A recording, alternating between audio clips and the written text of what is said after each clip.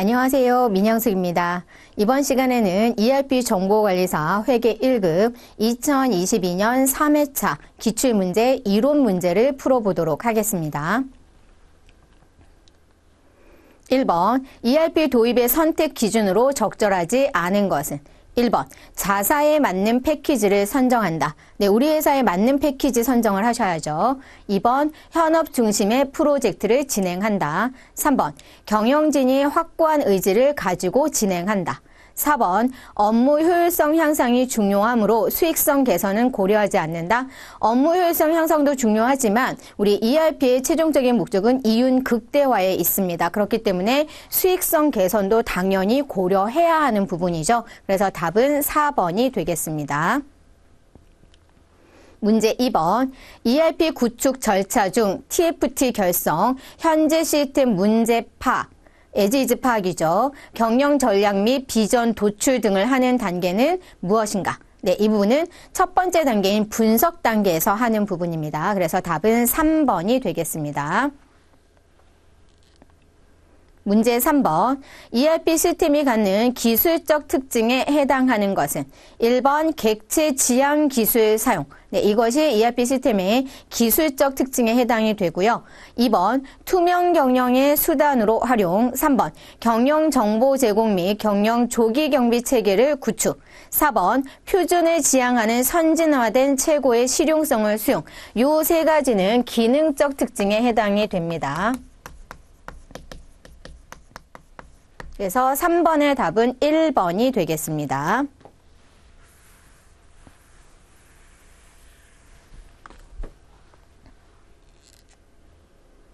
문제 4번, 보기의 가로 안에 들어갈 용어로 가장 적절한 것은?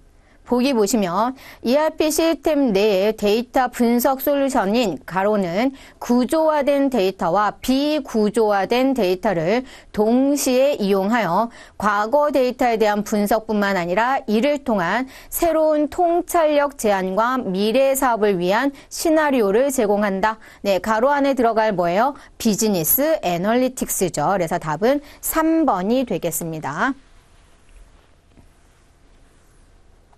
네, 우리 전에는 요 부분 구조화된 데이터와 비구조화된 데이터 요 부분이 보기에 나오면서 구조화된 데이터만을 이용한다라고 했을 때 틀린 보기로 나왔었죠. 네, 그 부분이 지금 비즈니스 애널리틱스인데 이번에는 가로 넣기 문제로 나왔네요. 그래서 다시 한번 보시면 ERP 시스템 내의 데이터 분석 솔루션인 비즈니스 애널리틱스는 구조화된 데이터와 비구조화된 데이터를 동시에 이용하여 과거 데이터에 대한 분석뿐만 아니라 이를 통한 새로운 통찰력 제안과 미래 사업을 위한 시나리오를 제공합니다. 문제 5번. ERP 구축을 위한 ERP 패키지 선정 기준으로 가장 적절하지 않은 것은? 1번 시스템 보안성, 2번 사용자 복잡성, 3번 요구사항 부합 정도, 4번 커스터마이징 가능 여부. 네, ERP 패키지를 선정할 때 사용자 복잡성에 대한 부분은 해당 사항이 없죠. 시스템이 보완되느냐, 또 요구사항에 부합되는 내용이냐, 그리고 커스터마이징 가능하냐. 그런데 커스터마이징은 최소화할 수 있는 부분이 가장 좋은 부분이죠. 네, 그래서 답은 5번의 답은 2번이 되겠습니다. 문제 6번. 일반 기업회계 기준상 재무제표의 기본 가정으로 가장 거리가 먼 항목은? 재무제표의 기본 가정, 일반 기업회계 기준상 기본 가정 세 가지가 있었죠. 뭐가 있었어요? 기업 실체의 가정, 계속 기업의 가정, 회계 기간의 가정 또는 기간별 보고의 가정이라는 부분이었죠. 그럼 그 세 가지에 해당하지 않는 건 뭐예요? 3번 화폐 평가 가정 부분이죠. 그래서 답은 3번이 되겠습니다. 다시 한번 보시면 일반 기업회계 기준상 재무제표의 기본 가정은 기업 실체의 가정, 계속 기업의 가정, 기간별 보고의 가정 이렇게 세 가지가 있습니다. 문제 7번. 보기는 무엇에 대한 설명인가? 네, 보기 보시면 자산은 동일하거나 또는 동등한 자산을 현재 시점에서 취득할 경우에 라고 되어 있어요. 현재 시점에서 취득할 경우에 그 대가로 지불하여야 할 현금성 자산의 금액으로 평가하는 건 뭐예요? 현행 원가이죠. 현행 원가. 네, 보기는 자산에 대한 설명이 되어 있는 거고요. 참고로 부채의 경우에는 현재 시점에서 그 의무를 이행하는 데 필요한 현금이나 현금성 자산에 할인하지 아니한 금액으로 평가하는 것. 이것이 현행 원가를 설명하는 부분입니다. 그래서 7번의 답은 2번이 되겠습니다.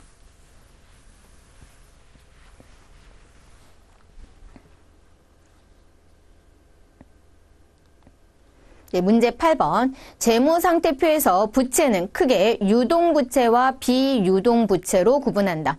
다음 계정 과목 소속 구분이 다른 것은? 네, 1번 선수금 유동부채입니다.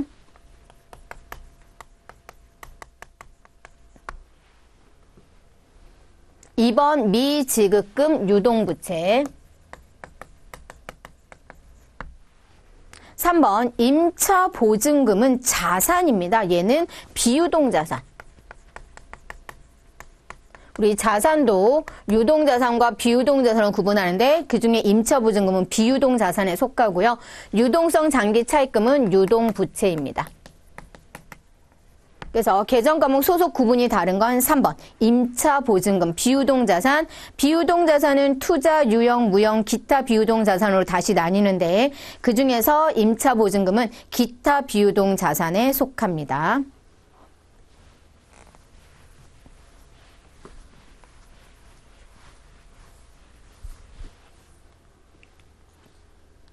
문제 9번. 보기는 주식회사 무릉의 재무자료 중 일부이다. 주식회사 무릉의 기말 결산 시 결산 수정 붕괴로 오른 항목은 단 월할 계산을 적용합니다. 내용을 보시면 결산일은 2022년 12월 31일이고요.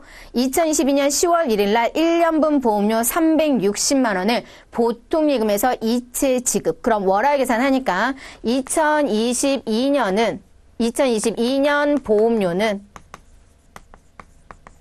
얼마가 돼요? 360만 원 곱하기 1년치죠. 12분의 10월 1일부터니까 10월, 11월, 12월 3개월치. 네, 그러면 얼마가 돼요? 30만 원 쓰니까 90만 원 되고요. 2023년도 보험료는 360만 원에 네, 9월까지니까 12분의 9 해서 270만 원. 그럼 우리 재무제표에 2022년 재무제표의 손익계산서의 보험료는 얼마가 되고요? 보험료는 90만 원. 선급비용은 270만 원. 그리고 2023년에 가서 보험료 270만 원 이렇게 돼야 되죠. 자, 이거에 대한 결산 수정 붕괴로 오른 것은 이라고 했어요. 네, 다시 한번 2022년 네, 손익계산서의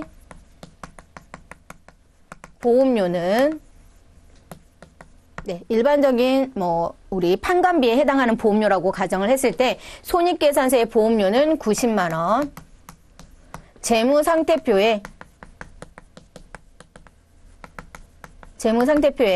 선급비용은 270만 원이 표시돼야 됩니다.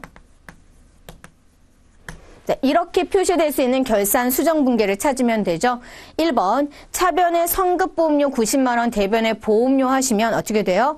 선급비용이 90만 원 인식되죠. 네, 그래서 틀렸죠. 2번 보험료 90만 원, 대변에 선급보험료 90만 원 하면 어떻게 됩니까? 보험료 90만 원 인식되고요. 선급보험료는 자, 이 경우는 납부 시에 10월 1일 보통예금 이체 시에 뭘로 처리했던 거예요? 차변에 선급보험료 360만 원 했던 거죠. 그리고 결산하면서 기간 경과분 차변에 보험료 하시면 네, 이렇게 비용 90만 원 인식되고 선급비용은 270만 원 되죠. 그래서 답은 2번이 되겠네요. 네, 3번에 보험료 270 하시면 네, 보험료를 270만 원으로 인식한다는 얘기잖아요. 네, 그리고 4번은 전체 다를 보험료를 인식하는 건 아니죠. 그래서 답은 2번이 되겠습니다. 만약 요게 3번이 답이 되려면 여기가 뭐가 돼야 돼요? 선급보험료 270만 원, 보험료 270만 원 했으면 답이 두 개가 돼버릴 수가 있겠죠. 예, 그래서 답은 2번이 되겠습니다. 내용 이해되셨나요? 네, 다시 한번 해볼게요. 자, 이 부분을 2022년 10월 1일 날 차변에 보험료 360만 원. 대변에 보통예금 360만 원. 이렇게 회계 처리하셨다면 12월 31일은 어떻게 돼요? 차변에 복이 있는 계정으로 본다라면 선급보험료 하면 되죠. 선급보험료 270만 원. 대변에 보험료 270만 원. 이렇게 처리하시면 되고요. 두 번째, 2022년 10월 1일 날 차변에 선급보험료 360만 원을 전부 다 선급보험료 처리하셨다면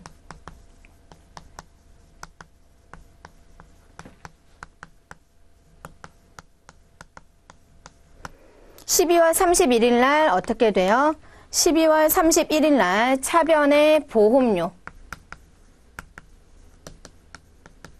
글씨가 점점 흐려지는 것 같은데, 차변의 보험료.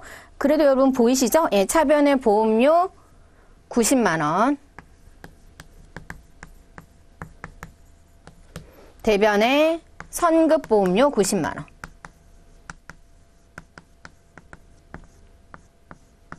이렇게 됩니다. 네, 지금 우리 저 보기로 본다라면 두 번째 경우, 이 경우로 하신 거죠. 그래서 12월 30일 날 차변의 보험료 90만원, 대변의 선급보험료 90만원 이렇게 분계가 된 겁니다. 네, 되셨을까요? 네.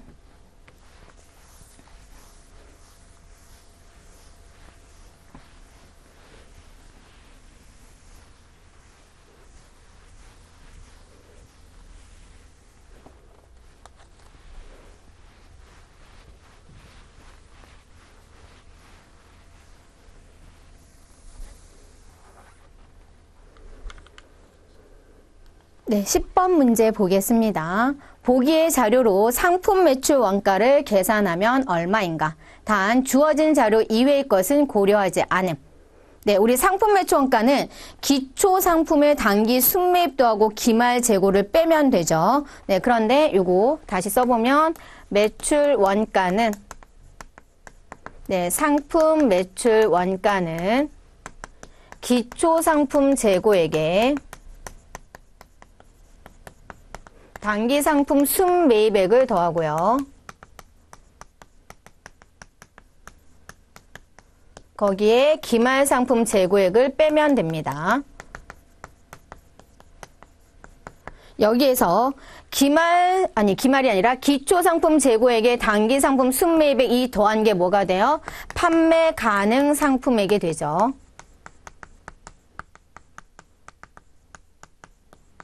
그럼 보기에서는 어떻게 돼요? 판매 가능 상품액을 주고 그럼 여기서 기말 재고 빼면 되죠. 네, 요 금액 안에 기초 재고는 포함되어 있는 겁니다. 그래서 55만 원에서 15만 원을 차감하면 상품 매출 원가는 얼마요? 40만 원 되죠. 그래서 답은 3번이 되겠습니다.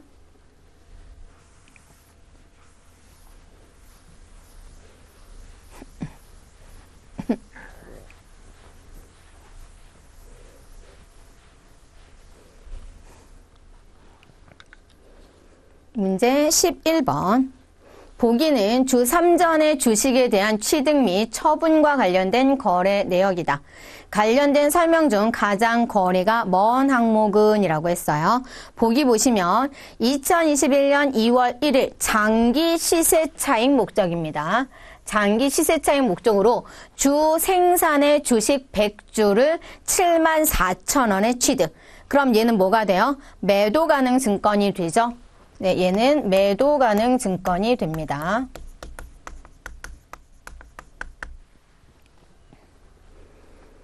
네, 그럼 분계도 한번 해볼까요? 2021년 2월 1일 차변에 매도 가능 증권 100주 곱하기 74,000원 하시면 네, 740만 원이 되네요. 740만 원. 대변에는 현금 취득했다고 할게요. 네, 그럼 현금 740만 원.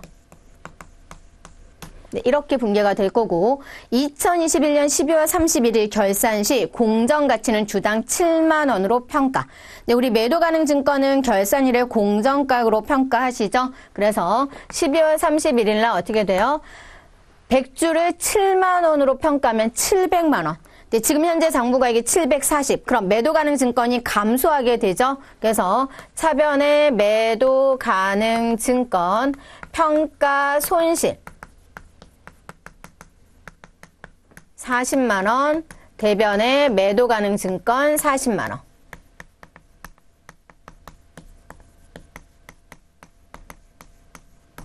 네, 그리고 2022년 4월 20날 네, 삼전의 주식 모두를 주당 8만 원에 처분하다. 네, 이 부분은 우리 보기가 오타가 있네요. 삼전이 아니라 뭐겠어요? 생산이겠죠? 생산의 주식 취득했던 부분이니까 네, 생산의 주식 모두를 주당 8만 원에 처분. 그럼 모두가 몇 주예요? 100주잖아요. 그럼 100주를 주당 8만 원에 처분하시면 현금은 얼마 들어와요? 800만 원 들어옵니다. 네, 처분 당시 매도 가능 증권의 장부가액은 700만 원이고요. 그래서 대변의 매도 가능 증권 700만 원. 네, 이 매도 가능 증권에 대한 무엇이 있었어요? 평가 손실. 그래서 대변의 매도 가능 증권 평가 손실 40만 원. 네, 요 매도 가능 증권 평가 손실은 기타 포괄 손익 누계액으로 재무상태표에 표시되고 단기 순이익에 영향을 주지 않았던 부분이죠. 그래서 처분 시에 네, 단기 순이익에 영향을 주게 됩니다. 그럼 결과적으로 어떻게 돼요? 우리 매도 가능 증권의 처분 이익은 취득가액하고 처분가액을 비교하는 거죠. 네, 취득가액은 얼마고요? 740, 처분가액은 800 해서 60만 원의 처분 이익이 생기죠. 매도 가능 증권 처분 이익. 이 매도 가능 증권 처분 이익이 영업 외 수익이죠. 네, 이렇게 분계가 될 겁니다. 자, 그럼 보기 1, 2, 3, 4 보시면 주 3전에 대한 취득 주식은 투자 자산으로 분류된다. 네. 이거 투자자산으로 분류되죠? 매도 가능 증권 장기 시세 차익 목적이니까. 2번. 주 3전의 주식은 매도 가능 증권에 해당하며 공정가치를 적용하여 평가한다. 맞죠?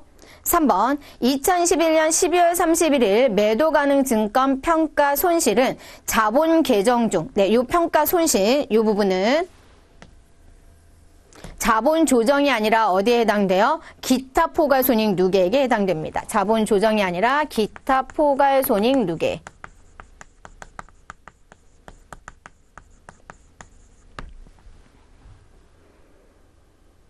네, 4번. 2022년 4월 20일 보유하고 있던 삼전에 대한 주식 처분으로 인하여 매도 가능 증권 처분이익 60만 원이 발생하죠. 되셨습니까? 네, 그래서 답은 3번이 되겠습니다. 네.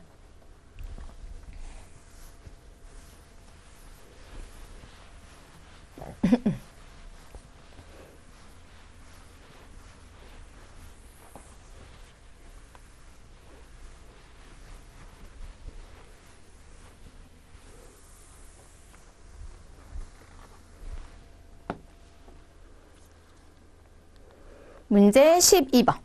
보기에 단기말 2022년 12월 31일 결산 단계의 상품 매출 계정에 대한 설명으로 옳지 않은 것은 단 주어진 내용 외에 다른 거래는 없는 것으로 가정합니다. 네, 상품 매출 계정이 나와 있네요. 1월 10일 날 현금으로 10만 원 매출했고요. 2월 10날 외상 매출금 5만 원, 6월 20일 날 외상 매출금 15만 원인데 대변에 있는 부분은 상품 매출 계정이 대변에 오는 거잖아요. 그러니까 매출하신 거고 차변에 왔다라는 얘기는 뭐예요? 환입 들어왔다라고 볼 수가 있네요. 네, 그럼 단기 중 상품 매출 금액은 얼마가 증가냐면 전체 25만 원 팔았는데 5만 원 반품 들어왔잖아요. 그러면 얼마? 20만 원 상품 매출 하신 게 되는 거죠. 단기 중에 상품 매출은 20만 원 증가했죠. 단기 중에 상품을 반품한 금액은 5만 원이고요. 이대 거래로 인해서 자본 거래는 20만 원 감소하였다. 우리 상품 매출 얼마가 증가했어요? 상품 매출 20만 원이 증가했습니다. 그럼 상품 매출은 수익이란 말이에요. 수익이 증가하면 이익도 그만큼 증가할 거고, 네, 그 다음에 어떻게 돼요? 자본도 수익이 증가하면 이익 증가하고, 그럼 이 이익이 어디로 가요? 자본으로 가죠. 자본 항목으로. 그래서 자본도 증가하게 되는 부분이죠. 네, 근데 감소하였다라고 했으니까 틀렸죠? 증가입니다. 4번 2012년 12월 31일 기준으로 1년 이내 회수해야 할 외상 매출금은 10만 원이다. 네, 여기 보시면 외상 매출금은 15만 원인데 5만 원 외상 매출금 상계됐으니까 10만 원만 남았죠. 그래서 외상 매출금 회수해야 할 것은 10만 원 이렇게 되겠습니다. 그래서 답은 3번이 되겠습니다.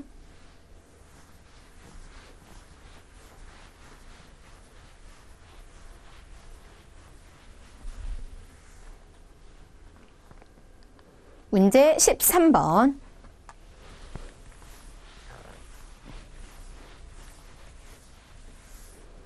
자본의 분류 중 잉여금은 자본잉여금과 이익잉여금으로 구분한다. 소속이 다른 항목은 무엇인가? 라고 했어요.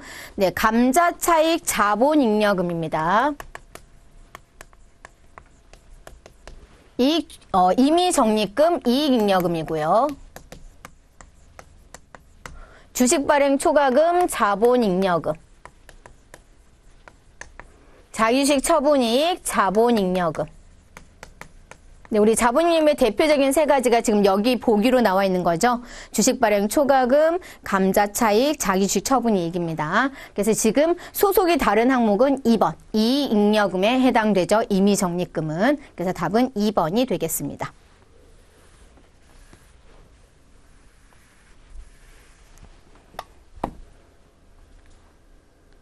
문제 14번. 주 생산의 제품 개발과 관련하여 연구 및 개발 활동의 회계 자료가 보기와 같을 때 지출 시점, 감가상각 이전에 해당됩니다. 지출 시점에 무형자산으로 분류되는 계정의 금액 합계는 얼마인가? 라고 되어 있어요. 우리 제품 개발, 즉 개발과 관련된 부분은 연구 단계와 개발 단계로 나뉘고, 연구 단계는 전액 비용 처리하시고요. 개발 단계는 무형자산 인식 요건을 충족하면 무형자산인 개발비로, 충족하지 못하면 경상개발비에서 비용으로 처리하시는 부분이죠. 여기에서 무엇을 찾는 거예요? 무형자산으로 분류되는 계정 금액을 찾는 겁니다. A. 기초연구 단계에서 5,000원 지출됐어요. 연구 단계죠. 그럼 얘는 비용입니다. B. 신제품 개발 단계에서 4,000원 지출했는데 이 지출은 비경상적으로 발생되면 미래 경제적 효익의 발생 가능성이 확실하대요. 그럼 얘가 뭐예요? 인식요건을 충족했다라고 보는 거죠. 그래서 얘는 개발비인 무형자산이 됩니다.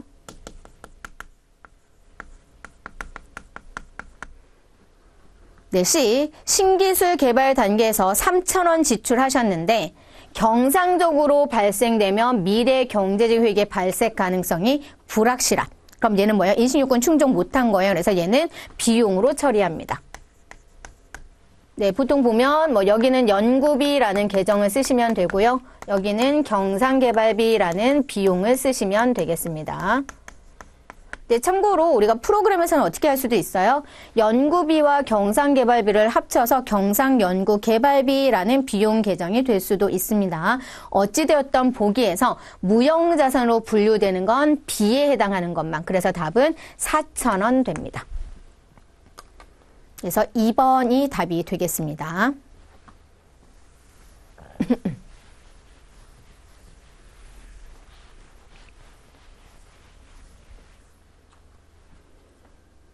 문제 15번입니다.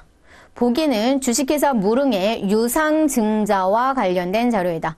유상증자 완료 시 재무상태표에 계상할 주식발행 초과금은 얼마인가? 정답은 단위를 제외하고 숫자만 입력하시오. 네, 발행 주식수는 만주이고요. 액면가는 5,000원, 발행가는 5,500원, 신주 발행비 100만 원 이렇게 됩니다. 네, 요거 분개해 보시면 어떻게 돼요? 대변의 자본금은 발행 주식수 곱하기 주당 액면이죠. 네, 그래서 만주 곱하기 5,000원 하면 5천만 원입니다. 자, 입금되는 현금을 생각해 보시면 네, 입금되는 금액은 주식수 곱하기 발행가죠. 그럼 얼마가 돼요? 5,500만 원이에요. 그런데 신주 발행비가 지출돼야 되죠. 그럼 여기에 현금이 원래 이 부분이 없다라면 500만 원이 모두 주식 발행 초과금이 되는데 신주 발행비 있으면 얘 현금으로 지불하실 거 아니에요? 네, 이렇게 되겠죠. 같은 현금이니까 여기를 5,400이라고 바꾸셔도 되고요. 이 부분 지우고. 근데 그냥 신주 발행비 별도로 적어 봤습니다. 자, 이렇게 되면 얼마의 차이가 나요? 네, 400만 원 차이가 나죠. 그래서 이 400만 원이 주식 발행 초과금이 됩니다.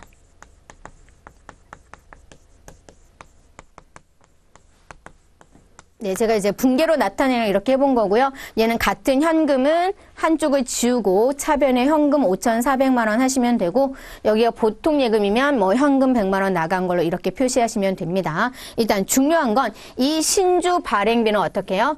할증 발행일 때 주식 발행 초과금이 있으면 여기서 차감하시고요. 할인 발행일 경우에는 주식 할인 발행 차금에 플러스 하시면 되겠습니다. 그래서 차변에 주식 할인 발행 차금이 증가하게 될 겁니다.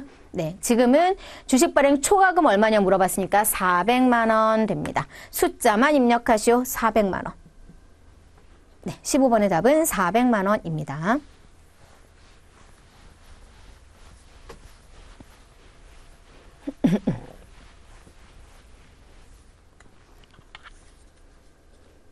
네, 16번 문제. 보기는 주 생산이 1차 회계연도 초에 구입한 건물과 관련된 자료이다.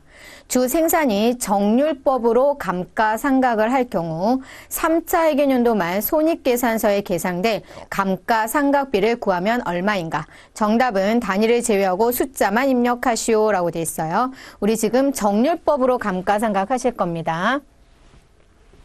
정률법에 의한 감가상각비는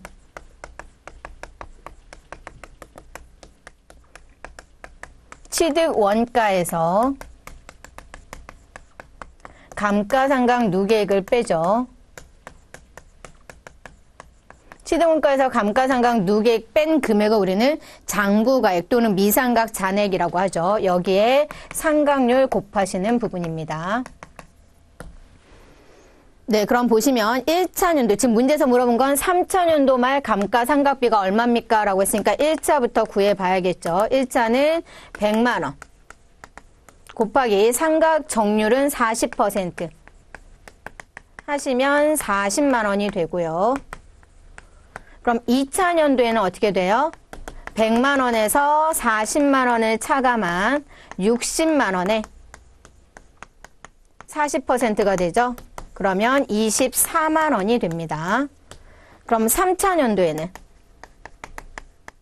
취득원가 100만 원에서 네, 1차 년도에 40만 원, 2차 년도에 24만 원에서 64만 원이 감가상각 누계액이 되죠. 네, 여기에 상각률 40% 하게 됩니다. 그럼 100만 원에서 64만 원 차감하면 네, 36만 원이고요. 여기에 40%를 하면 14만 4천 원이에요. 문제가 물어본 건 누계액을 물어본 게 아니라 3차 년도에 손익계산서에 계상될 감가상각비라고 했으니까 14만 4천 원. 네, 이 부분이 답이 되겠습니다. 되셨을까요? 네.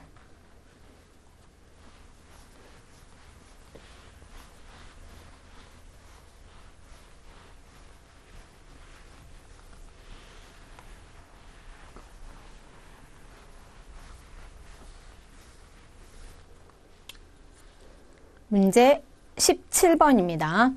보기는 보기 부채와 관련된 회계 처리 내용입니다. 가로에 들어갈 적절한 용어를 한글로 입력하시오. 보기 미지급 비용, 미지급 법인세, 선수수익 매입 채무는 모두 유동부채이며 퇴직급여 충당 부채는 뭐예요? 비유동부채죠. 네, 그래서 답은 비유동부채가 되겠습니다.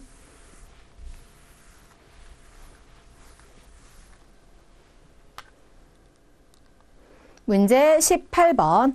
보기는 부가가치세의 어떤 특징을 설명한 것인가? 네, 보기 보시면 세부담의 역진성을 완화하기 위하여 특정 재화 또는 용역의 공급에 대해서는 부가가치세 과세 대상에서 제외시키는 제도를 도입하고 있다. 네, 세부담의 역진성 완화를 위해서 우리가 도입한 제도가 뭐였어요? 면세 제도였죠. 그래서 답은 1번이 되겠습니다.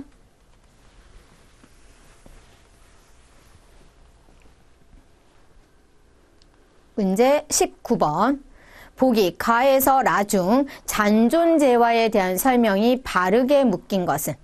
네, 우리 잔존재화라는 건 남아있는 재화, 폐업시 잔존재화 이렇게 공부하셨었죠? 네, 그 부분은 간주공급에 해당하는 부분이었고요. 재화의 간주공급할 때 우리 4가지 하셨잖아요. 자가공급, 개인적 공급, 사업상 증여, 폐업시 잔존재화에 대해서 공부하셨습니다. 네, 그 다음에 잔존재화는 세금을 부담하지 않는다. 네, 요 잔존재화도 공급으로 간주를 했으니까 부가가치세 부담을 해야 되는 부분이죠. 다 폐업시 잔존재화는 폐업시에 공급된 걸로 보고요. 잔존재화는 공급시 세금 계산서는 발행하지 않습니다. 그래서 다와 라가 설명이 바르게 묶인 거네요. 그럼 답은 3번이 되겠습니다. 20번. 부가가치세법상 재화의 공급에 해당하는 것은? 네, 상속세를 물납하기 위해 부동산을 제공하는 경우. 우리 이거 뭐예요? 조세의 물납은 재화의 공급으로 보지 않는 것에 속했습니다. 저당권 등 담보 목적으로 부동산을 제공하는 경우, 즉 담보 제공도 재화의 공급으로 보지 않는 내용이었고요. 사업자가 재화를 고객 또는 불특정 다수에게 증여하는 경우는 재화의 공급으로 간주했었죠. 그래서 얘는 네, 간주 공급에 해당이 되고, 그 다음에 이 부분은 네, 재화의 공급에 해당하지 않는 부분, 사업장별로 그 사업에 관한 모든 권리와 의무를 포괄적으로 승계, 즉 포괄적 양도도 재화의 공급으로 보지 않는 부분이었습니다. 그래서 재화의 공급에 해당하는 것은 3번이 되겠습니다.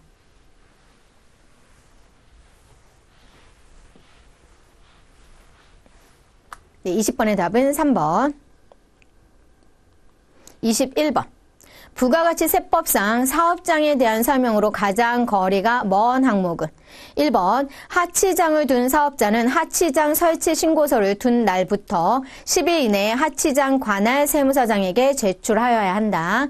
2번. 무인자동 판매기를 통하여 재화 용역을 공급하는 사업은 그 무인자동 판매기를 설치한 장소를 사업장으로 본다. 그렇지 않고 이 부분을 뭐예요? 관리하는, 즉 관할 업무를 총괄하는 장소를 사업장으로 하고 있습니다. 그래서 2번이 틀렸죠. 3번. 사업자가 자기의 사업과 관련하여 생산하거나 취득한 재화를 직접 판매하기 위하여 특별히 판매시설을 갖춘 장소. 우리 이걸 직매장이라고 했고 직매장은 사업장으로 봤습니다.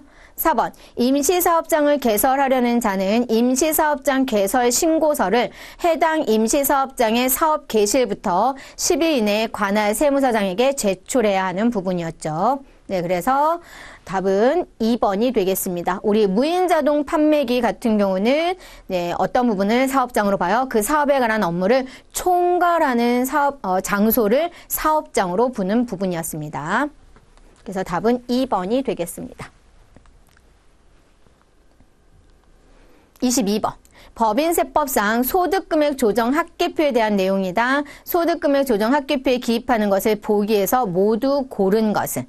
네, 입금산입, 입금불산입, 송금산입, 송금불산입은 소득금액 조정 합계표에 나타나죠. 네, 기부금 한도 초과액과 기부금 송금 추인액, 추인액, 송금, 불산입 이 부분은 무엇에 나타나요? 우리 소득금액 조정 합계표에는 나타나지 않고요. 법인세 과세표준 및 세액 조정 계산서에 나타나는 부분이죠.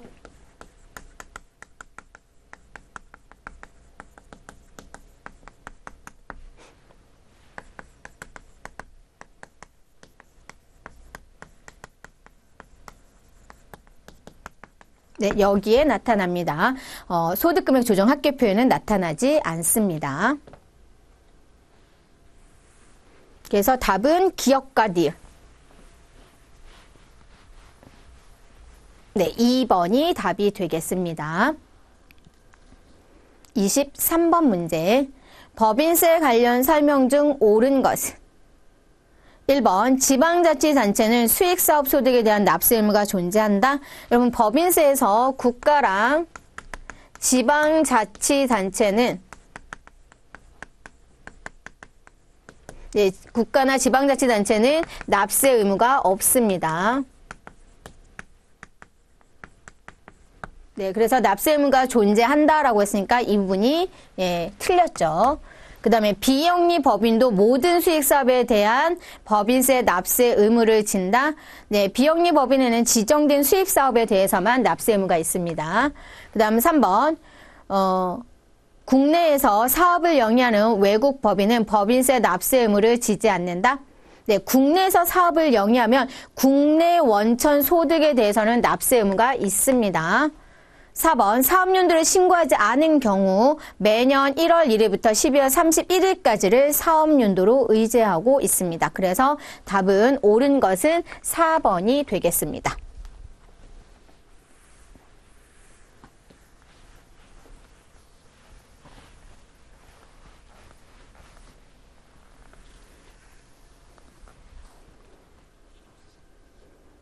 네, 24번 자동차 판매업을 운영하고 있는 개인 사업자 홍길동은 제1기 부가가치세 확정 신고 시 부가가치세 70만 원을 납부하지 못하였다. 원래 우리 제1기 부가가치세 확정 신고는 언제까지예요? 7월 25일까지 하는 부분이죠.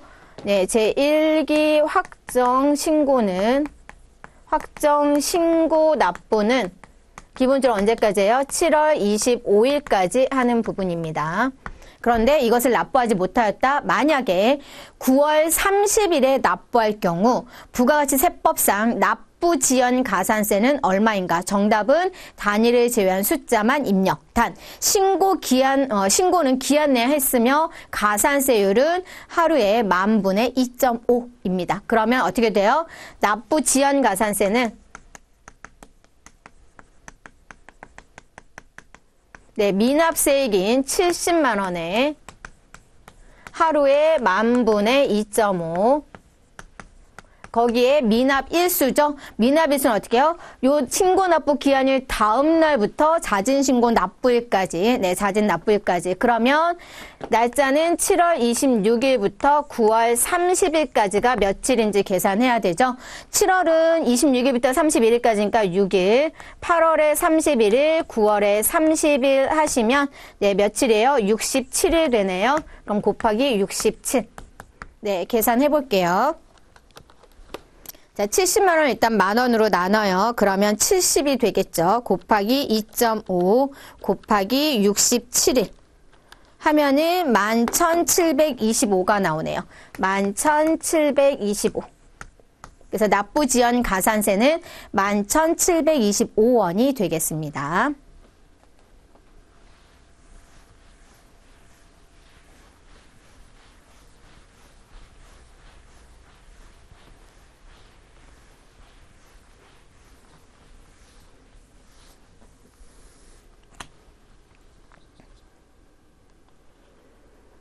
네, 25번 문제입니다. 보기는 결산서상 당기 비용으로 계상된 상여금 및 퇴직금에 관한 법인세법상 한도 초과액 내역이다.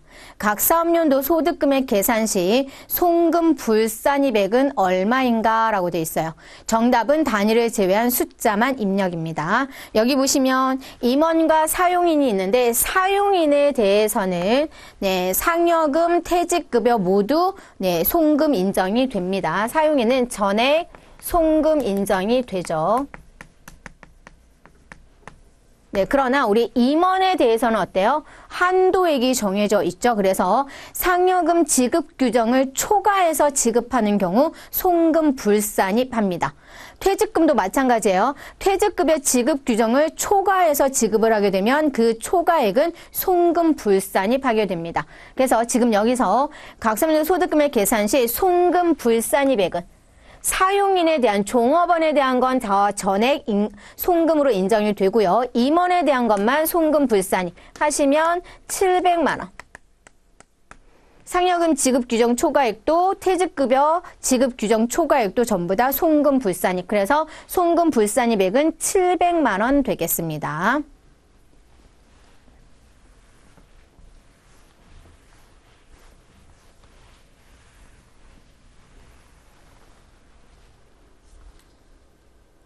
(26번) 보기 기억에 들어갈 용어를 예와 같이 한글로 입력하시오. 예를 보시면 회계 이런 식으로. 자, 보기 보면 면세 기억이란 면세 대상인 재화 용역의 공급에 대하여 부가가치세 면세를 받지 않는 것을 의미한다. 뭐예요? 면세 포기하는 거죠. 그래서 기억에 들어갈 말은 포기입니다. 27번 문제. 주식회사 생사는 특별한 추가 주문 요청을 받았으며 현재 이 추가 주문 요청에 대응할 충분한 여유 생산 시설이 있는 상황이다. 주 생산의 경영자가 이 특별 추가 주문 판매 가격 의사결정에서 반드시 고려하지 않아도 되는 원가는 무엇인가? 지금 추가 주문 요청에 대해서 충분한 여유 생산 시설이 있다라고 했습니다. 그러면 내가 이 추가 주문 요청을 받아들일 것인지 말 것인지는 단위당 직접 재료 원가, 단위당 직접 노무 원가, 단위당 변동 제조 간접 원가 이 부분은 고려 대상이 되지만 단위당 고정제조 간접 원가는 지금 충분한 여유 생산 시설이 있다라는 얘기는 고정비는 동일하다라는 얘기예요. 그럼 고정비에 해당하는 건 우리가 고려할 필요가 없는 부분이죠. 그래서 변동 원가만 고려하면 되기 때문에 1번, 2번, 3번은 고려하셔야 되지만 4번은 고려하지 않아도 되는 매몰 원가에 해당하는 부분입니다. 그래서 답은 4번이 되겠습니다. 28번 문제요. 보기는 주식회사 생산성의 당해년도 원가 자료이다. 당사가 제조간접비를 기계시간을 기준으로 배부할 경우 당월의 제조간접비 예정 배부액은 얼마인가? 그러면 이 예정 배부액은 어떻게 구해요? 실제 배부 기준에다가 예정 배부를 곱해 주시면 됩니다. 그럼 제조간접비 예정 배부율은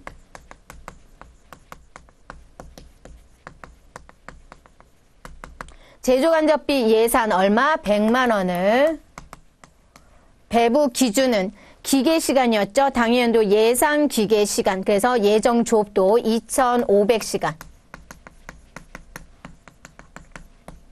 하시면 100만 원을 2,500시간으로 나누면 시간당 400원입니다. 그럼 제조간접비 예정 배부액은 실제 조업도, 즉 실제 배부 기준이니까 실제 기계 시간이죠. 250시간에 예정 배부 시간당 400원. 하시면 250 곱하기 400 하시면 10만 원이 나옵니다. 그래서 제조간접비 예정 배부액은 10만 원. 답은 3번 되죠. 되셨습니까? 네.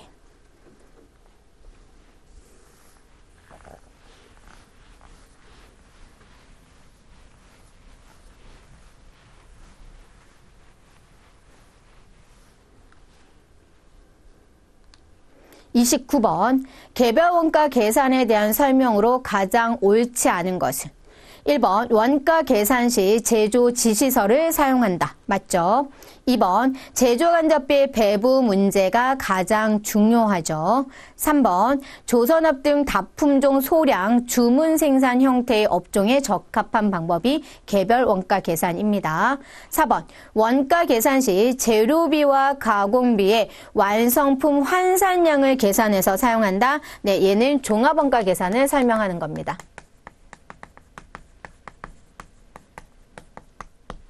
그래서 답은 4번이 되겠습니다.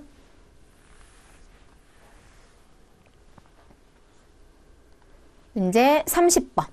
주 생산성의 단기 원가 자료가 보기와 같을 경우 가공 원가를 계산하면 얼마인가? 우리 가공 원가는 직접 노무비와 제조 간접비의 합이죠. 네, 그러면 직접 재료 원가는 보실 필요 없고 직접 노무 원가하고 제조 간접비의 합. 네, 가공 원가는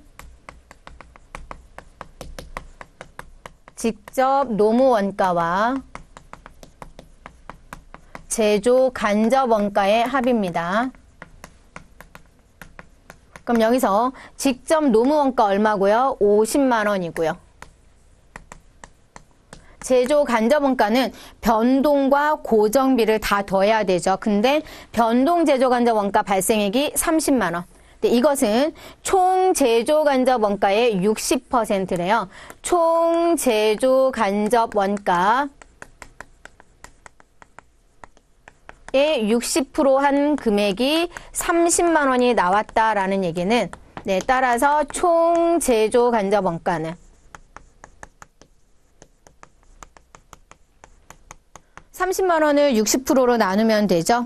네, 30만 원 나누기 0.6 하면은 네, 50만 원이 됩니다.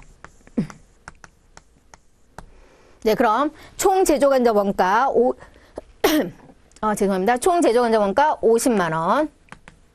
그럼 가공 원가는 얼마예요? 전체 100만 원이죠. 되셨습니까? 네, 100만 원.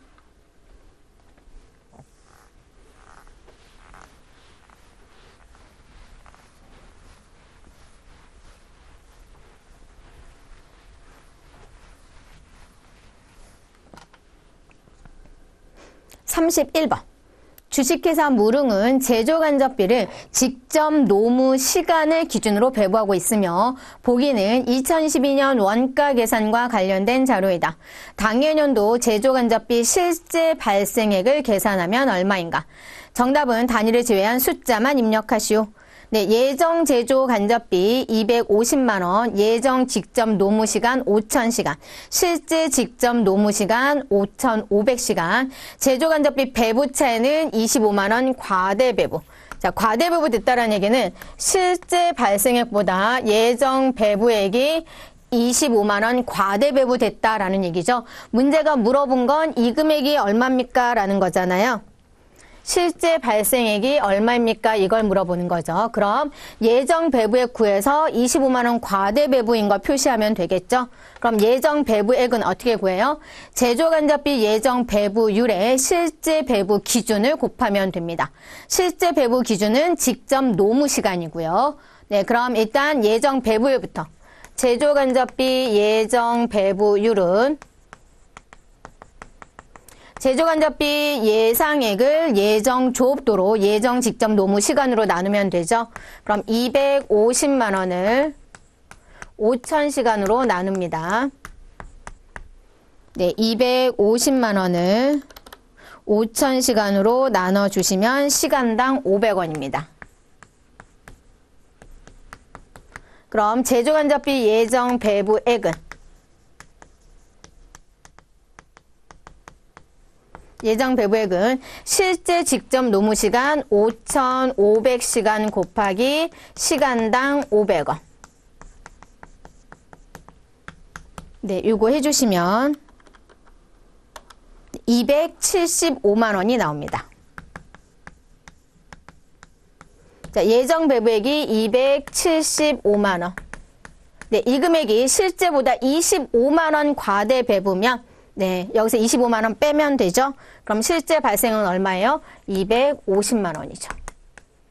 네, 그래야 어떻게 돼요? 25만 원 과대 배부가 되는 부분이죠. 그래서 답은 250만 원 되겠습니다.